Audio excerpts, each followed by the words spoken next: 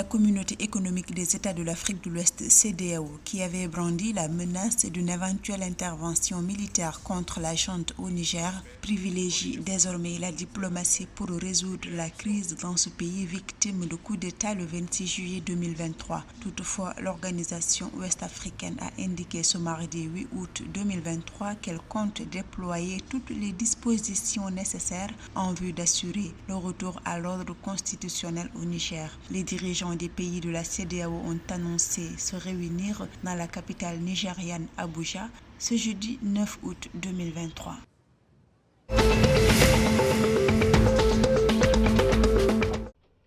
Au Ghana, le projet de lithium de la mine Ewoya entrera en production au troisième trimestre 2024 selon ses responsables. Il s'agit de la première mine productrice de lithium au Ghana. Avec des ressources minérales estimées à 35,3 millions de tonnes, cette mine devrait avoir une durée de vie de 12,5 ans. Les revenus sont estimés à 4,84 milliards de dollars pour un investissement initial de 125 millions de dollars.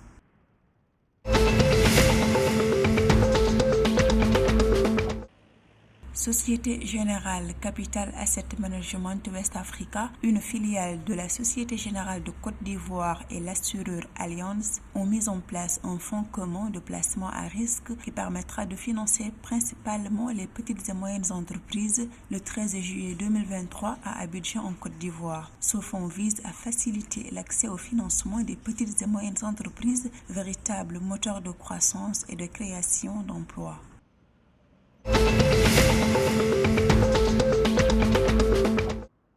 Dans le but de redéfinir le paysage financier numérique dans l'Union économique et monétaire ouest-africaine UEMOA, en favorisant l'inclusion financière, l'innovation, fintech et l'amélioration de l'expérience client, GIM UEMOA et PaySky ont signé un accord pour révolutionner les services financiers de l'UEMOA lundi 7 août 2023. Cet accord englobe 5 services essentiels à travers 8 pays, 133 banques, 500 services financiers décentralisés, 40 émetteurs de monnaie électrique et 180 fintech. À noter que GIM UEMOA est responsable du système de paiement électronique interbancaire pour l'espace économique.